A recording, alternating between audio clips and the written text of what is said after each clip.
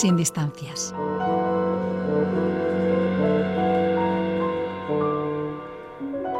Fue pues a las 10 de hoy cuando la primera de todas las máquinas del tiempo comenzó su carrera.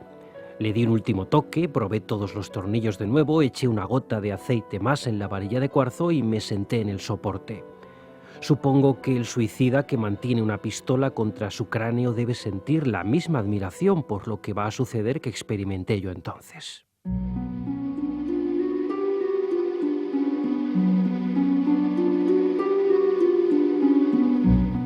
Cogí la palanca de arranque con una mano y la de freno con la otra. Apreté con fuerza la primera y casi inmediatamente la segunda. Me pareció tambalearme. Tuve una sensación pesadillesca de caída y, mirando alrededor, vi el laboratorio exactamente como antes. ¿Había ocurrido algo? Por un momento sospeché que mi intelecto me había engañado.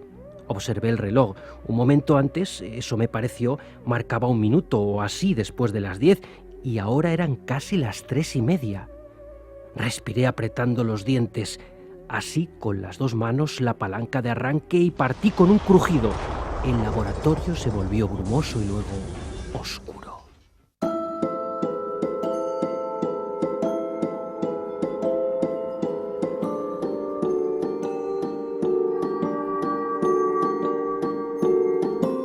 El que acabas de escuchar es un breve fragmento de la obra La máquina del tiempo, del escritor británico H.G. Wells, publicada en 1895. Su protagonista construye un artilugio que le permite viajar hacia el futuro cientos de miles de años y conocer a una sociedad decadente y hedonista amenazada por unas siniestras criaturas. Esta célebre novela ha sido llevada varias veces al cine. Este pasaje que vamos a escuchar pertenece a la adaptación de 1960. Perdone, señor. Señor. Tal vez la curiosidad haya muerto aquí. Incluso la cortesía, pero he recorrido un largo camino y me gustaría saber algunas cosas. ¿Por qué? Pues porque tendré que regresar a mi época y mis coetáneos me harán preguntas. Por ejemplo, ¿qué sistema político gobierna este mundo? No tenemos gobierno. Pero ustedes tendrán un cuerpo legislativo que dicte y ejecute las leyes. ¿Leyes? No tenemos leyes. ¿Dónde consiguen la comida y los vestidos? ¿Aquí nadie trabaja? No.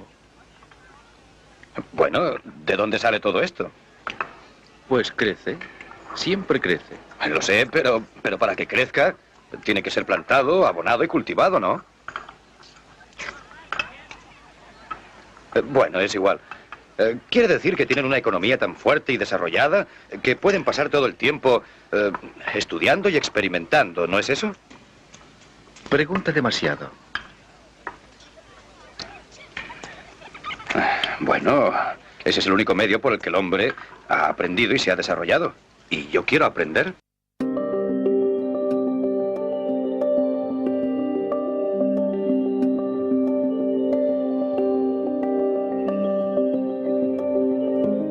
La máquina del tiempo es un ejemplo de cómo la literatura recoge la figura de lo que podríamos identificar en nuestro mundo de hoy como una especie de ingeniero, aunque habría que matizar algunas cuestiones sobre esa imagen que ofrecen los relatos sobre la profesión ingenieril. Precisamente a este apasionante tema vamos a dedicar este espacio. Vamos a realizar un recorrido por algunos ejemplos en los que los protagonistas literarios son los ingenieros, o al menos en esa profesión también podríamos incluirlos. A este respecto han conversado el catedrático de la Escuela de Ingenieros Industriales de la UNED, José Carpio, y la profesora de la Facultad de Filología, María García Lorenzo. Con ellos te dejamos.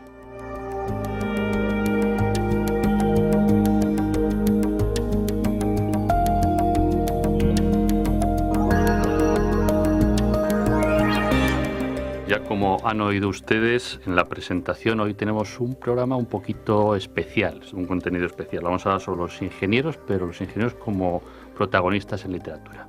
Ahora muchos de ustedes están de exámenes, por eso queríamos hacer este programa un poco más relajado, pero ya verán que es muy interesante. Vamos, de hecho, más interesante que los que solemos darles desde la escuela. Bueno, Para ello contamos con una compañera y amiga del departamento, la profesora María García Lorenzo, del Departamento de Filologías Extranjeras y Lingüísticas de la UNED.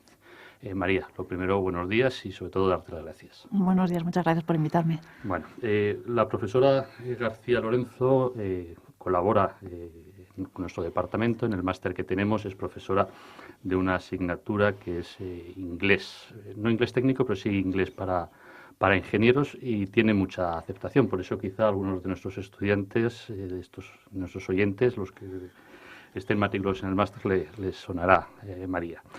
Y luego, pues también ha colaborado, tuvimos hace un par de cursos, otro programa sobre medio ambiente, hablando sobre temas de eficiencia energética y ahorro energético que tenemos en el departamento también, pues hicimos un programa sobre medio ambiente y cómo el medio ambiente se había visto también en la literatura.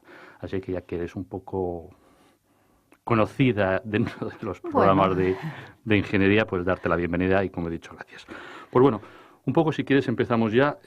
Mi idea y mi rabia como ingeniero es que, joder, ¿por qué James Bond no es ingeniero? ¿O por qué los protagonistas? Es decir, ¿por qué siempre los ingenieros son el amigo del protagonista y el amigo útil que al final le termina ayudando y casi salvando? Pero no hay protagonistas que sean ingenieros. Entonces, me gustaría que nos hablase sobre ello. Empezamos por el origen de los tiempos o terminamos como tú quieras, María. Bueno, espero que no tengamos que remontarnos hasta Aristóteles para ver por qué sucede esto, pero a lo mejor la culpa lo tenéis los propios ingenieros, porque tú ten en cuenta que la literatura lo que hace es recoger las percepciones sociales, las construcciones culturales que hacemos sobre las cosas, sobre cuestiones de género o de clase o de edad o incluso sobre las propias profesiones. Entonces, si la literatura es un cruce de discursos, a lo mejor la percepción que transmite sobre la ingeniería tiene mucho que ver con lo que sucede fuera de la ingeniería. O sea, quizá el planteamiento tendría que ser algo mucho más social que propiamente literario. Otra idea que podríamos apuntar es en qué sentido nosotros estamos esperando a que alguien sea un héroe literario o un protagonista. Un protagonista es alguien en literatura que recoge toda nuestra atención narrativa, es decir, que nosotros vamos leyendo porque queremos saber qué le ocurre a ese personaje. Nuestra idea de lo que es un protagonista ha variado mucho en los últimos siglos. Antes, un protagonista, alguien central en la trama, era alguien heroico, es decir, alguien que recogía los valores de toda una comunidad y los actuaba, los ponía sobre la trama. Lo que pasa es que esto varió mucho cuando la literatura se convirtió en algo de entretenimiento, en algo para la clase media más acomodada, y entonces ese personaje central tenía que recoger los valores de aquellos a los que representaba. Entonces, si era una clase que ya no dependía tanto de luchas o de conflictos, sino más de ir viviendo el día a día, pues a lo mejor ya ese protagonista central no era alguien tan heroico, ¿no? Con unas características tan sobresalientes. Bueno, esto no quiere decir que un ingeniero no pueda ser el centro admirable de una narrativa. No, bueno, en ese sentido quizá a lo mejor yo lo que siempre he dicho es que la ingeniería está ya tan en la base de nuestra vida que muchas veces no nos damos cuenta. Es decir, todo lo que tenemos alrededor tiene un ingeniero, entonces quizá el ser ya algo tan base hace que no se nos vea. En ese sentido, lo que has comentado, pues casi una de las primeras recomendaciones para leer y donde claramente sí que los ingenieros son protagonistas son las biografías de grandes ingenieros. Todo lo que ha sido el desarrollo de la ingeniería o en el caso de mis asignaturas de la ingeniería eléctrica, que son todos los grandes científicos, pero sobre todo ingenieros que han terminado construyendo al final del siglo XIX y del siglo XX, animo a la gente a que se lea, porque no solo Edison tuvo una vida divertida, hay muchos ingenieros como Tesla, como Jeff Henry, que tienen una vida verdaderamente novelesca. Sí, efectivamente. Apuntas una cosa muy interesante, y es que una biografía, por definición, se centra en la vida de una persona. Es decir, hay un interés individual. Sin embargo, por lo poco que yo sé de vuestro trabajo, porque mi colaboración con vosotros es muy tangencial, sí que veo que el trabajo del ingeniero es algo muy grupal, es algo muy para trabajar en grupo. Y eso es un impedimento para que alguien sea el centro de una narrativa. Es decir, si tenemos que poner nuestra atención en la vida y en las actuaciones de un único personaje, si ese personaje es ingeniero, de alguna manera su labor como ingeniero requiere que esté colaborando en grupo. A lo mejor ese puede ser un impedimento para que sea alguien que recoja toda la trama de una novela o de una obra literaria. con Bolonia, que decimos que trabajen en grupo, estamos viendo que ninguno de nuestros estudiantes termine siendo protagonista. Bueno, hablando de protagonistas, a mí se me ocurre así como, o una de las cosas que siempre me da mucha rabia es que eso, protagonistas poco sabido, y se me ocurre casi como el Capitán Nemo, el único protagonista de esta persona que construía, porque casi todos los protagonistas que hay, como he dicho antes, suelen ser científicos que construyen cosas, y ahora ahí nos comentas, pero el Capitán Nemo era el único que realmente, además no era científico, pero sí que tenía unos sólidos conocimientos científicos y construía, es decir, no solamente el Nautilus, sino toda la cantidad de armas, ingenios, sistemas para extraer energía del agua y del fondo marino. Creo que de hecho él fue uno de los primeros que dijo que el potencial energético de la humanidad estaba en el agua. Quizás estaba avanzando a todo lo que es el hidrógeno y la fusión. Es decir, salvo él, el resto suelen ser eso, o malos, es decir, gente que termina utilizando la ingeniería para, de alguna manera, tiranizarnos a todos, y también en Julio Verne hay unos cuantos ejemplos, o bien son pues un poco como el doctor Watson respecto a Sherlock Holmes, es decir, el amigo que al final le termina sacando, pero no es el prota. Quizá cuéntanos unos cuantos casos. Bueno, yo te paso la palabra. Sí, pásamela. Yo dividiría un poco estos ingenieros literarios en dos grupos. Primero, el ingeniero en sí mismo, es decir, alguien con una formación como ingeniero.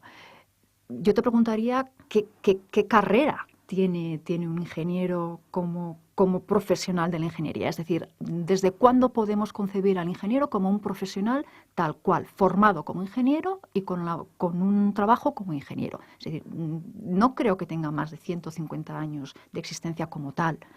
Además, las categorías científicas se han empezado a diversificar no hace tanto tiempo. Es decir, carecemos también de esa tradición literaria del ingeniero, porque no había ingenieros como tal. Es decir, el científico era científico en muchos campos a la vez, porque todavía no se había diversificado la ciencia y la tecnología en tantos campos como para decir este señor era químico, este señor era ingeniero. Sí, no, la verdad es que como escuelas o grupos de técnicos que estudiaban esa parte técnica un poco separada de la ciencia, pues evidentemente estaban los civiles y luego todo lo asociado a los temas militares, que eso sí que pueden tener, o minas, es decir, eso sí que puede haber. Pero lo que preguntas, hace poco el Colegio de Industriales de Madrid hizo 120 años, o la escuela o la profesión. Es decir, que en realidad es eso, existimos como tal en este último siglo. Efectivamente. Sin embargo, sí que podemos encontrar en literatura personajes que, si no tienen una formación ingenieril como tales, sí que actúan como ingenieros. Y construyen cosas. Y construyen cosas, efectivamente. Cuéntanos. O sea, tienen conocimientos científicos y aplican esos conocimientos científicos para solventar una serie de necesidades o para inventar cosas.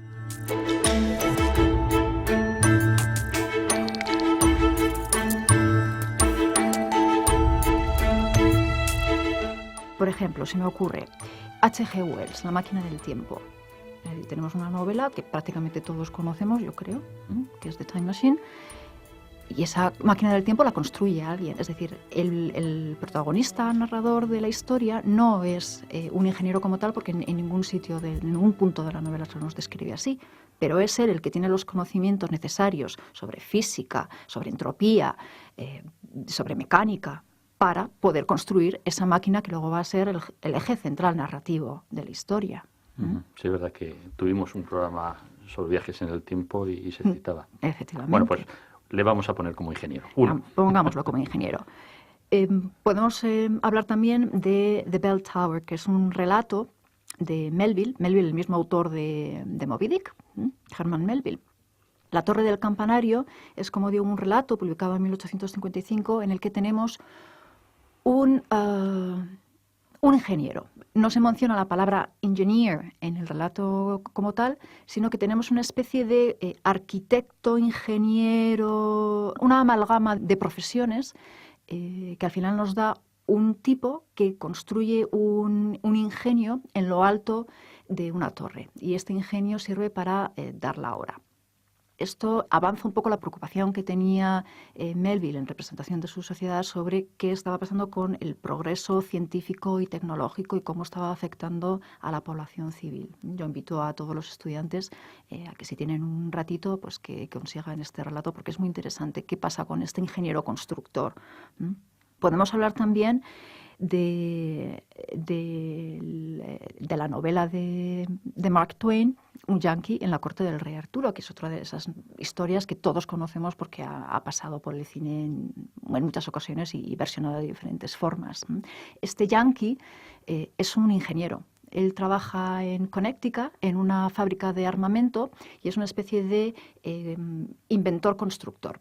Entonces, cuando de repente se despierta en la Inglaterra del siglo VI, en medio de Camelot, lo que hace es proporcionar a esos seres tan ingenuos y tan inocentes que se encuentra con todos estos artilugios que él va diseñando para, entre comillas, mejorar sus vidas, que resulta ser tremendamente paradójico porque va a ser realmente lo que lleve al final de Camelot, en esta versión que tiene Twain de la Arturiada.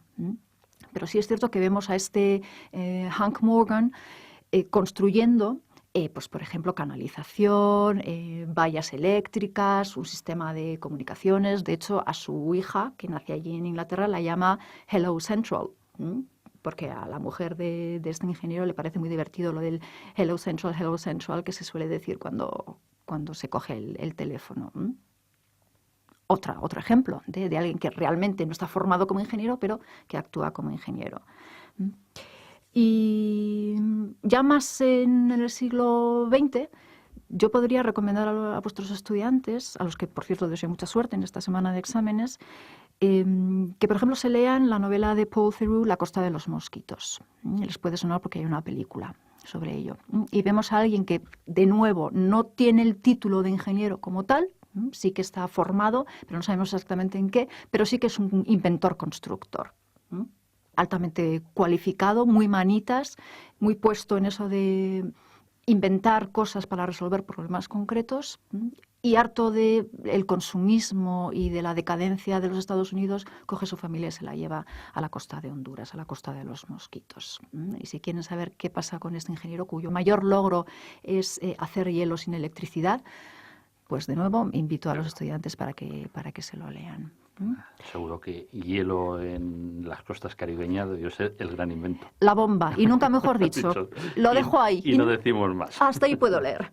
Sí. Bueno, por lo que me has comentado, quizá eso, la figura del ingeniero como protagonista, como individuo, no está, pero en la literatura sí que, digamos, hay mucho de cómo los ingenieros han ayudado para bien y para mal, sí. Y sobre todo en un tema que nos gusta a ti y a mí bastante, que es la ciencia ficción, sí. Como forma de, pues eso, echar una vista adelante y ver cómo podríamos, para bien y para mal, con el avance técnico, dónde podríamos ponernos. Pues, si quieres nos comentas un poquito de esto. Sí, claro que sí. Siempre pensamos que el maridaje natural entre la literatura y la ciencia es la ciencia ficción, pero hay muchos grados de ciencia ficción. Hay ciencia ficción pura, es decir, donde realmente se trasladan los conocimientos científicos y se especula con ellos, pero también hay ciencia ficción más light, más no sé, más rebajada, ¿no? Como más descafeinada, ¿no? Entonces tenemos todo un abanico de experiencias narrativas en ese sentido. Yo no iría tanto a la ciencia ficción, porque realmente sí que es muy fácil recurrir a la ciencia ficción, pero no tenemos por qué ir tan allá. Podemos, por ejemplo, ver cómo, si no ya el ingeniero, sí que el trabajo del ingeniero puede ser el gran protagonista de una narrativa. Es decir, si decimos que quizá el personaje del ingeniero no resulta muy atractivo, muy sugerente, quizá porque no sabéis venderos bien, no lo sé. Habría que acudir a la Facultad de Sociología para averiguarlo. Quizá el ingeniero como tal está demasiado diluido en la narrativa, pero su trabajo, su producción, sí que puede ser muy, muy interesante para analizar. Es decir, hay una especie de transferencia entre la persona y su obra. Y eso se ve muy bien en la literatura norteamericana. Yo soy americanista, yo enseño en mi facultad de literatura en lengua inglesa, así que si me dejo algo de literatura francesa o española en el tintero, pues pido disculpas, pero prefiero hablar de lo que realmente sé. Y en literatura americana vemos muy bien cómo el trabajo del ingeniero llega un momento en que es muy, muy importante en la construcción identitaria de los Estados Unidos entre los finales del siglo XIX, es decir, después de la Guerra Civil, y principios del siglo XX, cuando los Estados Unidos se están consolidando como potencia. Un símbolo de ese potencial, de esa magnitud, es el trabajo de la ingeniería. Podemos verlo, por ejemplo, en un trabajo utópico. Creo que también hemos tenido algún programa de radio sobre las utopías, ¿verdad, Pepe? Sí. De Edward Bellamy. Es una narrativa que se llama Looking Backward. Looking Backward. De 1888, que es, como digo, una utopía sobre qué podrían llegar a ser los Estados Unidos. Tenemos un protagonista que se construye una cámara de sueño porque tiene muchos problemas para dormir, de tal manera que su casa se incendia una noche, en fin, se despierta en Estados Unidos del año 2000. Entonces, esa nación se ha convertido en todo un ideal por el trabajo de la oficina de ingenieros de Estados Unidos, la oficina de lo que sería investigación y desarrollo. Han construido un mundo ideal con capital público, no privado, donde la gente es feliz. La gente es feliz. ¿Por qué? Pues porque la ingeniería ha satisfecho todas sus necesidades. Todas sus necesidades, es decir, calidad de vida, aspiraciones, comodidad, todo, absolutamente todo. Es, como digo, una representación de la importancia de la ingeniería en esos años. Podemos verlo también, por ejemplo, en una de las novelas típicas de la sociedad norteamericana, como es El Gran Gatsby, que, por cierto, tenemos una versión cinematográfica a punto de estrenarse en cualquier momento. Una nueva. Una nueva, efectivamente, una nueva. En El Gran Gatsby, uno de los grandes protagonistas de la novela es la serie de cachivaches e ingenios que el protagonista utiliza como extensión de sí mismo, de su magnitud, de su grandeza. No olvidemos que la novela se llama El Gran Gatsby. Bueno, pues El Gran Gatsby es grande precisamente porque se rodea de todos estos artefactos nuevos que proporcionan la ciencia y la tecnología, entre ellos su coche, su automóvil. Su automóvil es una extensión de sí mismo, es un automóvil grande, llamativo, ruidoso, rápido. Y podríamos citar también de Sinclair Lewis, también de la misma década donde se publica El Gran Gatsby, que es de los años 20, Babbitt, por ejemplo. Babbitt es un personaje que vive amodorrado por todas las comodidades que la ingeniería ha puesto al alcance del americano medio.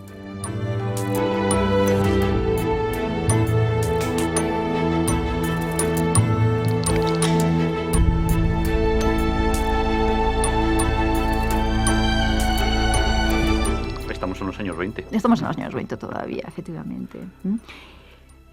Hemos dado un salto muy grande hacia los años 20, pero yo volvería sobre alguien que sí que tiene cierta formación ingenieril, y me refiero a Edgar Allan Poe. Anda, sí. Es decir, no solamente escribía cosas de miedo y de Poe misterio. hacía un poco de todo. A pesar de los pocos años que tuvo su vida, hizo un poquito de todo. Es un personaje curioso. Sí, es casi también un personaje de en cuento. Sí mismo, en sí mismo, efectivamente.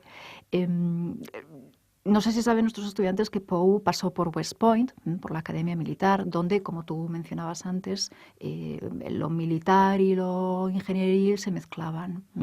Sí, bueno. Escuelas de ingenieros militares. ¿No? Sí. De hecho, recordando en el libro de Julio Verne de La Tierra a la Luna, toda la idea e incluso la misión de ir a la Luna parte de los artilleros de las escuelas militares. Bueno, pues Poe era un tipo realmente curioso, leía mucho, leía sobre matemáticas, sobre física, sobre ingeniería. Realmente se ve en su obra esa curiosidad científica que tenía. Ahora que mencionas lo de los viajes a la Luna y tal, una de las preocupaciones de Poe era también desentrañar los engaños que podía venir de la euforia tecnológica del siglo XIX. Por ejemplo, tiene un relato que se llama El camelo del globo, para prevenir a los lectores sobre lo fácilmente que se nos puede engañar por por nuestra credibilidad, por esa reverencia que tenemos hacia las autoridades científicas y tecnológicas, que eso se ve muy a menudo todavía en los medios de comunicación, que cuando algún científico nos comunica algo tendemos a creerlo porque es la autoridad científica. Bueno, pues Poe se encargó en varios de sus relatos, no solamente en este llamado El camelo del globo, se encargó de advertirnos, de que tuviéramos cuidado con esa pseudociencia en la que podemos caer. Y lo mismo que nos advertía sobre este aparente viaje en globo a través del Atlántico, en un globo de gas, ni más ni menos, lo mismo podía pasar con los viajes a la Luna. De hecho, algunos relatos de Poe inspiraron a Julio Verne, con el que habíamos empezado. Y otra de las cosas que me gusta mucho de Poe es su interés por los relojes. Los relojes aparecen constantemente en la obra de Poe. Es muy habitual encontrar un reloj. ¿Por qué? Bueno, pues porque el reloj era un poco el símbolo del universo mecanizado de Newton. Para Newton, el mundo funcionaba como un inmenso reloj basado en leyes mecánicas. En las leyes. Poe recogió esa idea, esa metáfora del reloj como representación de un universo mecanizado y sujeto a unas leyes. Pero es cierto que nos advertía sobre ello. Yo recomiendo un relato precioso que se llama El diablo en el campanario. Es sobre una aldea inventada que funcionaba a golpe de reloj, al golpe del reloj que tenían en el campanario. Entonces, toda su vida estaba organizada. Eso nos suena, ¿a que sí? Sí. Nos suena a todos. Hacían todo exactamente al mismo tiempo que marcaba el reloj. Y entonces un día un diablo se sube a ese campanario y empieza a tocar las campanadas desacompasadamente. ¿Qué pasa? Que a ellos se les pierde una hora. Es decir, ellos estaban esperando a que sonaran las 12, pero no suenan las 12, suenan muchos más. Y entonces se les pierde esa hora en el mundo. Entonces es muy divertido ver los efectos de esa pérdida de la pauta mecánica marcada por el reloj. Un reloj que alguien ha construido, obviamente, para que funcione de forma precisa. No, también hemos hablado de las utopías, de lo bien que iba. También está en la parte contraria, las distopías, y en ese sentido muchas veces las novelas que hablan de estas distopías nos llevan a qué pasa en el mundo cuando todas esas comodidades y todos esos avances científicos o se usan para mal o se pierden, por ejemplo, y entonces casi volver no a la edad de piedra, pero sí a la Edad Media, que sería impensable para la sociedad de ahora, que ha conocido todo lo que tenemos. Sí, efectivamente. Decías antes que por qué los ingenieros aparecen solamente de forma residual o para aparecer como los malos. Creo que en literatura realmente lo que funciona no aparece. Sí. En literatura aparece lo que no funciona, lo que nos tiene que preocupar. Ya. Claro. No, pues estamos en la semana. Entonces, casi con esto ya por ir terminando un resumen, pues bueno, me sigo quedando con mi queja de por qué no los ingenieros no son los protas, es decir, por qué el ingeniero nunca se lleva a la chica al final, pero con lo que nos has dicho casi, la chica en el fondo a quien quiere ser el ingeniero porque es la que le pone todas sus cosas alrededor. Quedémonos con la idea. Quedémonos con la idea. Muy bien, bueno, pues darte las gracias. Yo creo que ha sido un programa, se nos ha pasado, al menos a mí se me ha pasado muy rápido. Espero que este ratito a nuestros oyentes que están ahora muy, muy preocupados con los exámenes les permita relajar un poco esa semana de exámenes. Los que no nos oigan por Canal UNED ya en diferido, pues que les haga coger esos libros o incluso mirar libros clásicos de la literatura de autores del 19 que siguen siendo en muchos temas totalmente vigentes y sobre todo para lo que estamos hablando ahora. María, muchísimas gracias y no sé, invitarte para la siguiente porque seguro que entre literatura e ingeniería hay muchas cosas. Cuando queráis. Muchas gracias a vosotros. Bueno, muchas gracias.